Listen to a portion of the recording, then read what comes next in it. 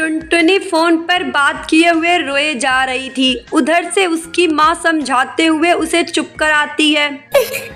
Mummy, मेरे काले रंग के लिए यहाँ सब मुझे ताने देते हैं। इसमें मेरी क्या गलती है? अगर मैं काले रंग की हूँ, क्या काले रंग के लोग इंसान नहीं होते? अब तो मेरा मन बहुत खराब होता है। मुझे आपकी बहुत याद आ रही है मम्मी। मैं बहुत परेशान हूँ। रो मत बेटी, एक दिन सब ठीक हो जाएगा। एक दिन तेरे ससुराल वालों को तेरी अच्छाई का एहसास जरूर होगा। टुनटुनी फोन रख देती है और अपने घर के कामों में लग जाती है। मम्मी जी, रसोई में मसाले खत्म हो गए हैं और आपके घुटनों में दर्द है और मैं जा नहीं सकती। मैंने मशीन लगाई है, कपड़े धोने लगी हूँ। अरे तो ये टुनटुनी क्या कर रही है? इसे भेज दे मसाले लेने के लिए। वैसे भी इसकी काली शक्ल देख देख कर मेरा दिमाग और खराब होता है। थोड़ी देर घर से बाहर रहेगी तो घर में उजाला रहेगा। टुनटुनी, जाओ बाजार से रसोई के सारे मसाले खरीद लाओ। एक भी मसाला छूटना नहीं चाहिए। मैंने सारे मसाले लिस्ट में लिख दिए हैं। जी भाभी, ले आती हूँ। हमारी किस्मत फूटी थी जो ऐसी काली बहू मिली।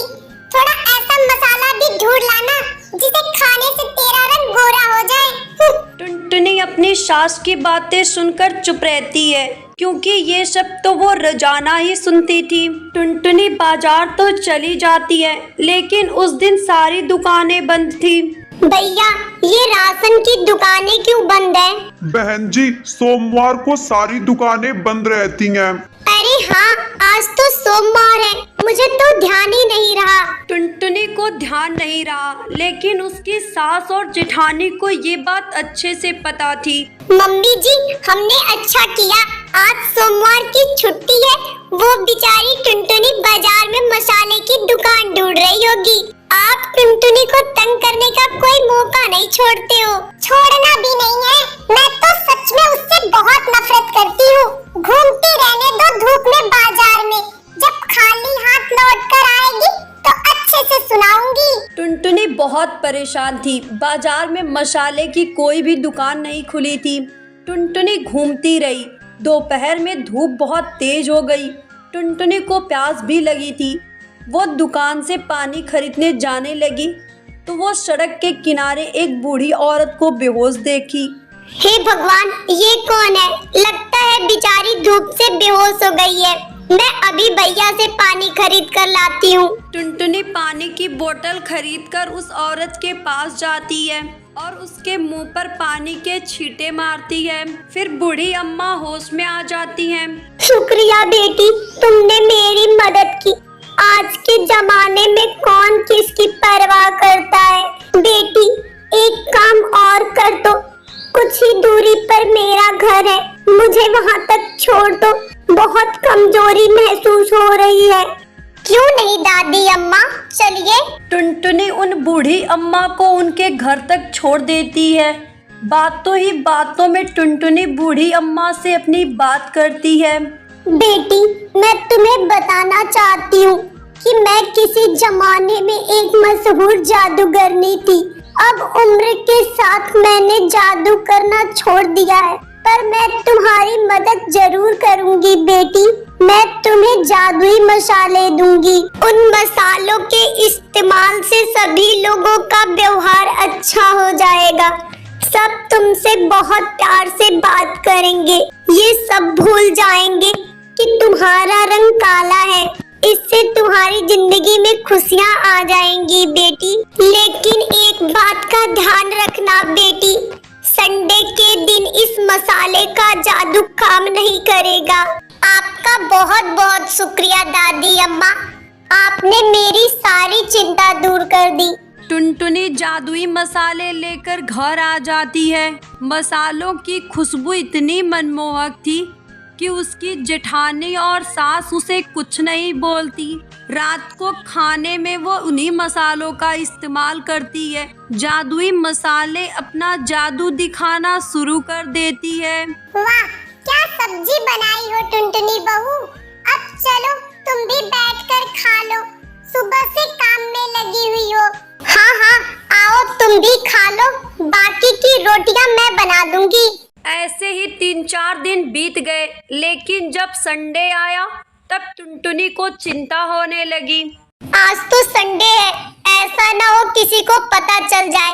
आज मैं कमरे में रहूंगी। टुनटुनी चुपचाप अपने कमरे में सो जाती है।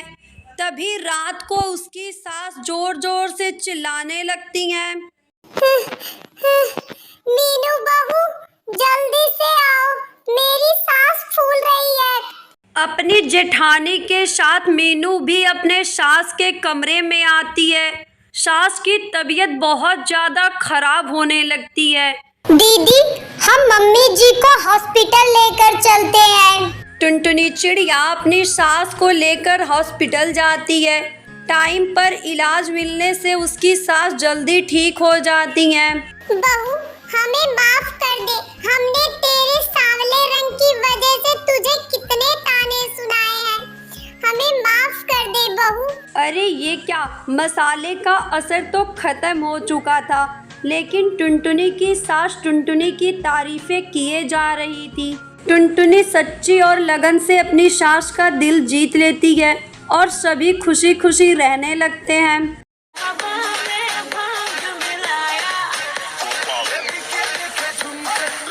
सुंदरवन के जंगल में चिड़ियों का एक आशियाना था। उसी जंगल में टुनटुनी नाम की एक गरीब चिड़िया अपनी 2 बेटियों के साथ रहा करती थी। टुनटुनी चिड़िया बहुत ही गरीब थी। वे दूसरों के घरों में काम करके अपने बच्चों का लालन पालन करती थी। बच्चों, मैंने आपके लिए खीर बनाई है, आप दोनों अच्छे से खा लो और खा के पढ़ाई करो। जब अगले दिन टुनटुनी चिड़िया काम पर जाती है तो उसकी बेटी मुनमुन उससे बोलती है। माँ, मुझे भी नई पिचकारी चाहिए। मेरे सारे दोस्त होली पे नई नई पिचकारी लेते हैं।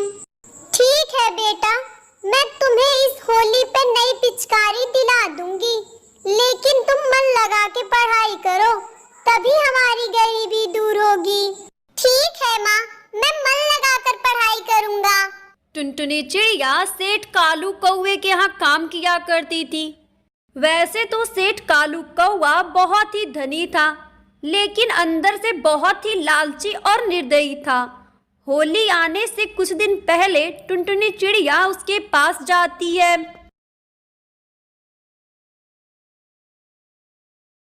सेठ जी, होली आने वाली है, अगर आप इस महीने की तनख्वाह थोड़ी पहले दे देते तो।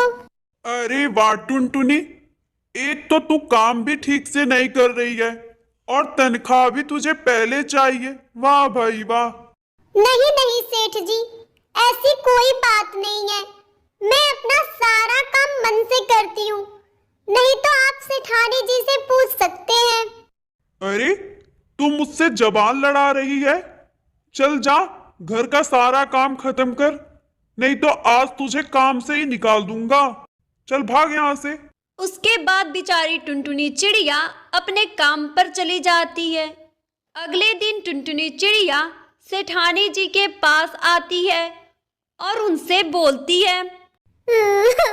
मालकिन, मेरे पास बिल्कुल पैसे नहीं है, क्या आप सेठ जी को बोल के कुछ पैसे दिला दोगी?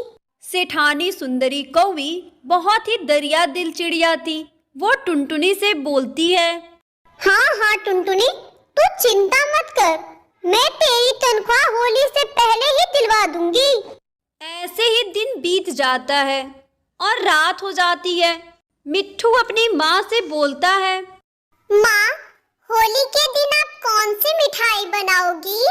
बेटा, अभी मुझे काम के पैसे नहीं मिले हैं, अगर मिलेंगे तो मैं तुझे कुछ न कुछ बना के खिला दूंगी। अगली सुबह जब टुनटुनी चिड़िया काम पर जाती है, तब उसका बेटा मिट्ठू उससे बोलता है। माँ, आज तो मेरे स्कूल की छुट्टी है, क्या मैं आपके साथ काम पर चलूं? ठीक है बेटा, लेकिन तुम वहाँ जाकर कोई शैतानी मत करना। उसके साथ मिट्ठू सेठ जी के घर जाता है। जब वे सेठ जी के घर पहुँचते हैं तो टुनटुनी मिट्ठू से बोलती है। बेटा, तुम यहीं रुको, मैं अभी काम करके आती हूँ। इतना बोलकर टुनटुनी चिड़िया काम पर चली जाती है और मिट्ठू भी सोफे पे जाके बैठ जाता है। तभी वहाँ सेठ का बेटा पिंटू कौआ आ जाता है और बोलता है, अरे कौन हो तुम और यहाँ क्या कर रहे हो? मिट्ठू बहुत ही घबरा जाता है। तभी वहाँ सेठ जी आ जाते हैं। अरे तो टुनटुनी का बेटा है ना? हाँ जी। तभी वहाँ टुनटुनी चिड़िया रसोई से बाहर आती है। क्या हुआ सेठ जी?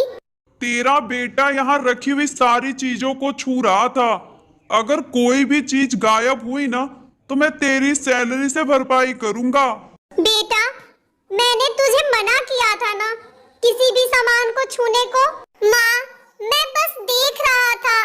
सेठ जी माफ कर दीजिए, छोटा बच्चा है, आज के बाद कोई गलती नहीं होगी।